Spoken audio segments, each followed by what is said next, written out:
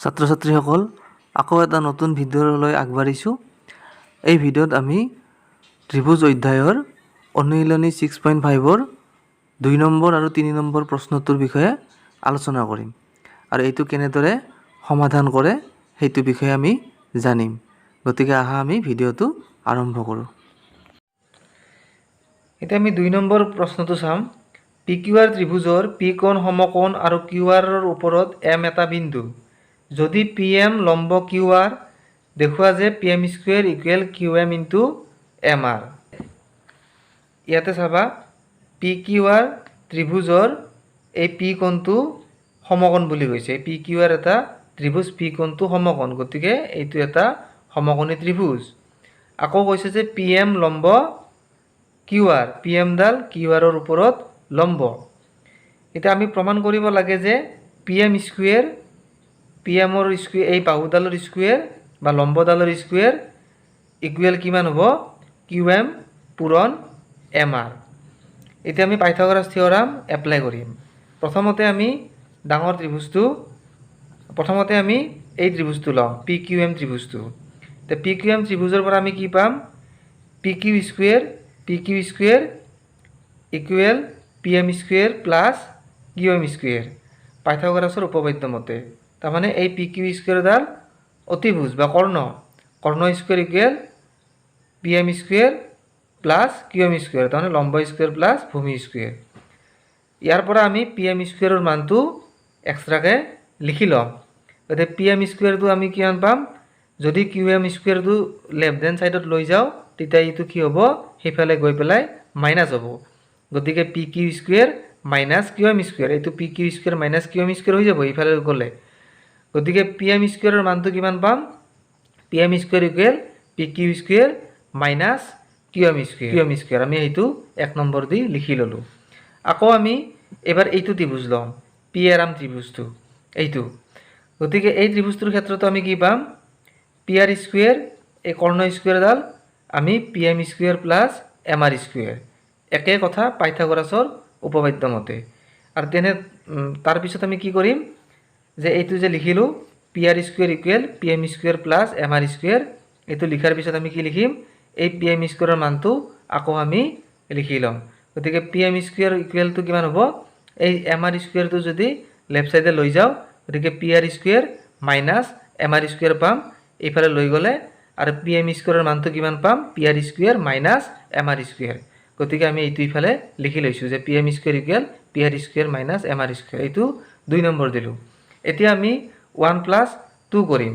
তাৰমানে আমি কি কৰিলোঁ যে PM স্কুৱেৰৰ মানটো দুয়োটা ক্ষেত্ৰতে PM স্কুৱেৰৰ মানটো উলিয়াই ল'লোঁ। তোমালোকে আকৌ এবাৰ যদি ভালদৰে লক্ষ্য কৰা চিত্ৰটোত চাবা যে যিহেতু PM ডাল লম্ব, গতিকে এইটো ত্ৰিভুজৰ ক্ষেত্ৰত PM স্কুৱেৰ কিমান হ'ব সেইটো উলিয়াই লৈছোঁ, আৰু এই ত্ৰিভুজটোৰ ক্ষেত্ৰত PM স্কুৱেৰ কিমান হ'ব সেইটো উলিয়াই লৈছোঁ। তাৰমানে দুয়োটা ত্ৰিভুজৰ ক্ষেত্ৰত PM স্কুৱেৰ কিমান হ'ব সেইটো উলিয়াই লৈছোঁ আৰু পাইথাগোৰাছৰ থিয়ৰাম এপ্লাই কৰি। গতিকে PM স্কুৱেৰ দুয়োটা ত্ৰিভুজৰ ক্ষেত্ৰত উলিয়াই লোৱাৰ পিছত আমি কি কৰিছোঁ? 1 আৰু 2 নম্বৰ দি পেলাই দুয়োটা সমীকৰণ যোগ কৰিছোঁ। গতিকে এইটো টুৱাইছ PM স্কুৱেৰ পালোঁ, দুইফালে যিহেতু যোগ হ'ব টুৱাইছ PM স্কুৱেৰ, আৰু এইফালে হ'ব PQ square minus QM square, এইটো PQ square minus QM square plus PR square minus MR square.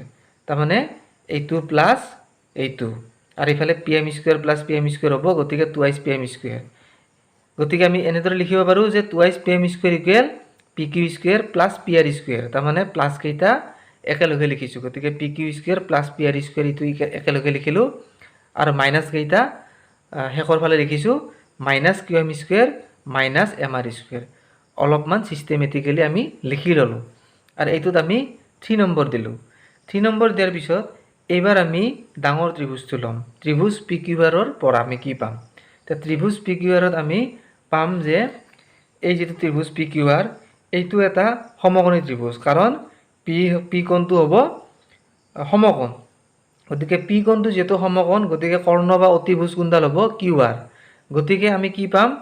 QR square equal PQ square plus PR square, কৰ্ণ স্কুৱেৰ ইকুৱেল ভূমি স্কুৱেৰ প্লাছ লম্ব square.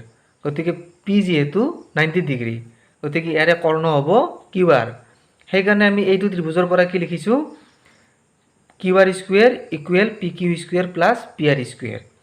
এতিয়া Q R square equal P Q square plus P R square চিত্ৰটো চালে গম পাবা এইটো আমি 4 নম্বৰ দিছোঁ। আৰু ইয়াতে লিখিছোঁ যে পি কিউ আৰৰ ত্ৰিভুজ পি কিউ আৰৰ পি 90 ডিগ্ৰী, বা তোমালোকে পাইথাগোৰাছৰ উপপাদ্য মতে বুলিও লিখিব পাৰা। এতিয়া আমি 3 আৰু 4 নম্বৰৰ পৰা কি পাম?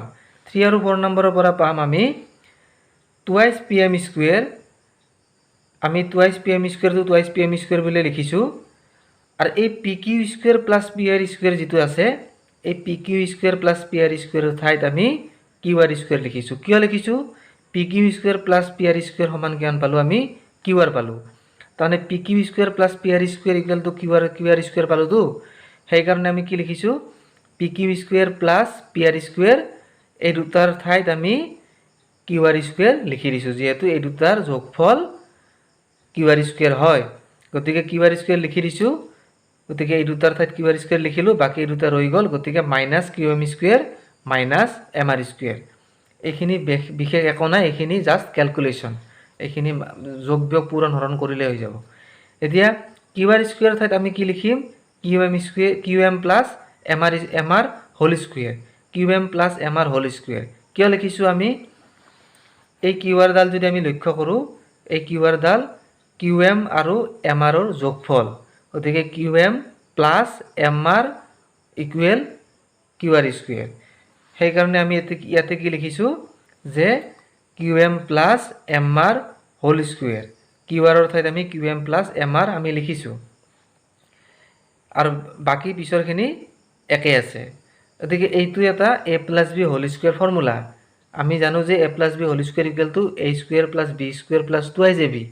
গতিকে ইয়াৰ ঠাইত আমি কি লিখিছোঁ যে A square plus B square plus twice A B হ'ব। গতিকে কিউ এম স্কুৱেৰ তাৰমানে A square, M R square তাৰমানে B square plus twice A B.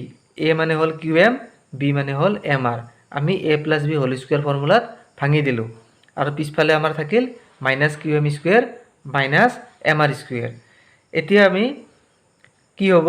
এই যে কিউ এম স্কুৱেৰ আৰু কিউ এম স্কুৱেৰ কটা কটি যাব, কাৰণ এইটো প্লাছ এইটো মাইনাছ, এইটো এম আৰ স্কুৱেৰ এইটো এম আৰ স্কুৱেৰ কটা কটি যাব, কাৰণ এইটো প্লাছ এইটো মাইনাছ। গতিকে আমি কিমান পালোঁ? Twice Q M into M R থাকি গ'ল। গতিকে আমি কিমান পাম? Twice P M square equal twice Q M into M R. গতিকে আমি 2 কটা কটি গৈ পেলাই দুয়োফালে 2 পূৰণ হৈ আছে, P M square equal Q M into M R. গতিকে আমি এইটো প্ৰমাণ কৰিব দিছিল, এইটো প্ৰমাণ হ'ল। এতিয়া আমি 3 নম্বৰটো চাম। 3 নম্বৰটো দিয়া আছে যে চিত্ৰটো দিয়া আছে এইটো যে এ বি ডি এটা সমকোণী ত্ৰিভুজ, যাৰ এ কোণটো সমকোণ, তাৰমানে এইটো কোণ এ কোণটো সমকোণ, আৰু এ চি লম্ব বি ডি, তাৰমানে এ চিডাল বি ডিৰ ওপৰত লম্ব। এতিয়া আমি প্ৰমাণ কৰিব লাগে এইকেইটা। এতিয়া কথাটো হ'ল কি, প্ৰমাণ যদিও 3টা প্ৰমাণ দিয়া আছে, 3টা প্ৰমাণৰ আমি গোটেইকেইটা পৰীক্ষাত একেলগে সাধাৰণতে নিদিয়ে। আমি এটা এটা প্ৰমাণে চাম, আৰু কেনেদৰে কৰে আমি সেইটো চাই লওঁ। 3 নম্বৰ 1 নম্বৰটো চাবা, দিয়া আছে এ বি ডি সমকোণী। এতিয়া এ বি ডি সমকোণী ত্ৰিভুজ, আৰু এ কোণটো 90 ডিগ্ৰী, এ চি লম্ব বি ডি। আমি এইটো লিখি লৈছোঁ। এতিয়া প্ৰমাণ কৰিব লাগে A B square equal B C into B D, তাৰমানে A B square equal B C into B D, এইটো প্ৰমাণ কৰিব লাগে। এতিয়া কথা হ'ল কি, আমি সদৃশতাৰ ধৰ্মৰে আমি এইটো প্ৰমাণ কৰিম। এতিয়া ত্ৰিভুজ এ বি চি আৰু ত্ৰিভুজ এ বি ডিৰ, তাৰমানে আমি প্ৰথমতে কি কৰিম, এইটো ত্ৰিভুজ ল'ম। যিহেতু আমাক ইয়াতে আমি চাম যে বি চি লাগে আৰু বি ডি লাগে, গতিকে বি চি আৰু বি ডি থকা ত্ৰিভুজ দুটা কোন দুটা? এতিয়া বি চি আৰু বি ডি থকা ত্ৰিভুজ দুটা হ'ল এ বি চি, এইটো ত্ৰিভুজত বি চি আছে আৰু বি ডি আছে, এই গোটেই ডাঙৰ ত্ৰিভুজটোত এ বি ডি। গতিকে আমি দুটা ত্ৰিভুজ লৈ ল'লোঁ যে এ বি চি আৰু এ বি ডি, এই দুটা ত্ৰিভুজ লৈ ল'লোঁ। এই দুটা ত্ৰিভুজৰ প্ৰথম হ'ল কি, বি কোণ সমান বি কোণ, কাৰণ বি কোণটো দুটা ত্ৰিভুজতে আছে, এ বি চিটো বি কোণ আছে আৰু এ বি ডিটো বি কোণ আছে। গোটেই দুটা ত্ৰিভুজতে ডাঙৰটোত আৰু সৰুটোত বি কোণ আছে। তাৰে লগতে বি চি এ সমান বি এ ডি, তাৰ মানে বি চি এ, তাৰমানে এই চি কোণটো কাৰ সমান বুলি কৈছে? B A D, B A D, তাৰমানে এই কোণটোৰ সমান। গতিকে চি কোণটো এই গোটেই এ কোণটোৰ সমান বুলি কৈছে। কিয়? কাৰণ চি কোণটো 90 ডিগ্ৰী। কিয় 90 ডিগ্ৰী? এ চি লম্ব বি ডি বুলি কৈছিল, গতিকে চি কোণটো 90 ডিগ্ৰী। আৰু সেইফালে আমাৰ যিহেতু এইটো এটা সমকোণী ত্ৰিভুজ আছিল, এ কোণটো 90 ডিগ্ৰী আছিল, গতিকে গোটেই এ কোণটো 90 ডিগ্ৰী। গতিকে আমি এ বি চি আৰু A B D ত্ৰিভুজৰ A B C আৰু এ বি ডি ত্ৰিভুজটোৰ আমি কি পালোঁ? দুটা অনুৰূপ কোণ সমান পালোঁ। গতিকে দুটা অনুৰূপ কোণ সমান পালে আমি লিখিব পাৰোঁ যে ত্ৰিভুজ দুটা সদৃশ। এতিয়া ই কেনেদৰে সদৃশ আমি সেইটো লিখিব লাগিব।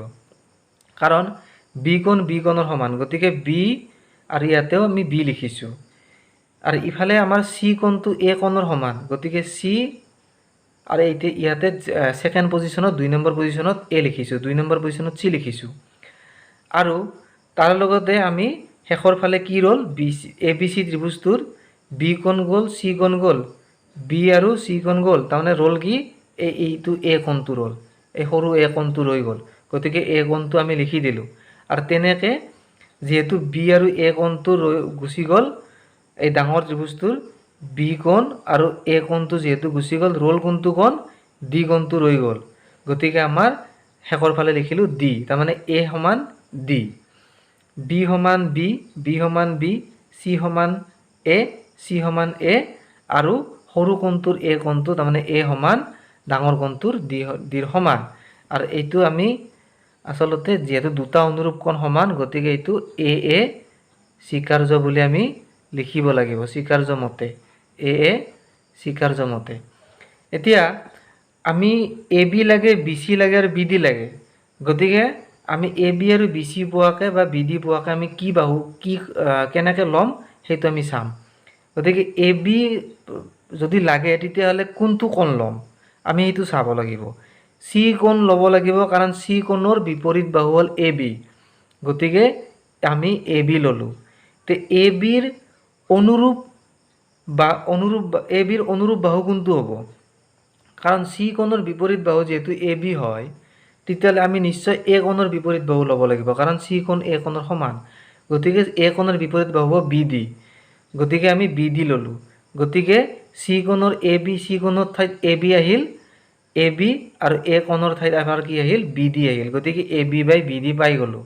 গতিকে A B by B D পালোঁ। আমাক লাগে বি চিও লাগে, কাৰণ ইয়াতে বি চি লাগে। গতিকে বি চি পাব লাগিলে আমি কি ল'ব লাগিব? এ কোণৰ বিপৰীত বাহু ল'ব লাগিব। এ কোণৰ বিপৰীত বাহু হ'ল বি চি। গতিকে আমি ইয়াতে বি চি ল'লোঁ। যদি আমি এ কোণৰ বিপৰীত বাহু লওঁ, তেতিয়াহ'লে আমি ডি কোণৰ বিপৰীত বাহু ল'ব লাগিব, কাৰণ এ কোণ ডি কোণৰ সমান। গতিকে এ কোণৰ বিপৰীত বাহু বি চি পালোঁ। গতিকে ডি কোণৰ বিপৰীত বাহু কি পাম? এ বি পাম। এ বি বা বি এ একে। গতিকে B C by A B হ'ল। গতিকে আমি অনুৰূপ বাহুৰ অনুপাতবোৰ যে সমান, কেনেদৰে আমি সমান পাম? কোনবোৰ অনুৰূপ বাহু অনুপাত সমান পাম? এ বি বাই বি ডি সমান পাম। এ বি আহিল এইটো ত্ৰিভুজৰ পৰা, বি ডি আহিল এইটো ত্ৰিভুজৰ পৰা, আকৌ B C by A B সমান পাম। গতিকে বি চি আহিল এইটো ত্ৰিভুজৰ পৰা, আৰু এ বি আহিল এইটো ত্ৰিভুজৰ পৰা। গতিকে A B by B D equal B C by A B. এতিয়া এ বি পূৰণ হৈ পেলাই কি হ'ব? এ বি স্কুৱেৰ, কাৰণ এইটো ইফালে গ'লে পূৰণ হ'ব। গতিকে এ বি স্কুৱেৰ পালোঁ, আৰু সমান B C into B D. ইফালে যদি বি ডিটো গুচি যায়, গতিকে B C into B D হ'ব। আমি প্ৰমাণটো পাই গ'লোঁ, A B square equal B C into B D.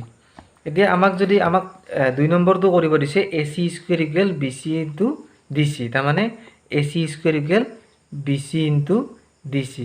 এতিয়া এই প্ৰমাণটো একেধৰণৰ প্ৰমাণ, কাৰণ এইটো 90 ডিগ্ৰী আৰু এইডাল আমি যদি লম্ব বুলি ধৰোঁ, তেতিয়াহ'লে আমি 2 নম্বৰটো যেনেদৰে কৰিছিলোঁ, P M square equal Q M into M R. P M square equal to Q M into M R.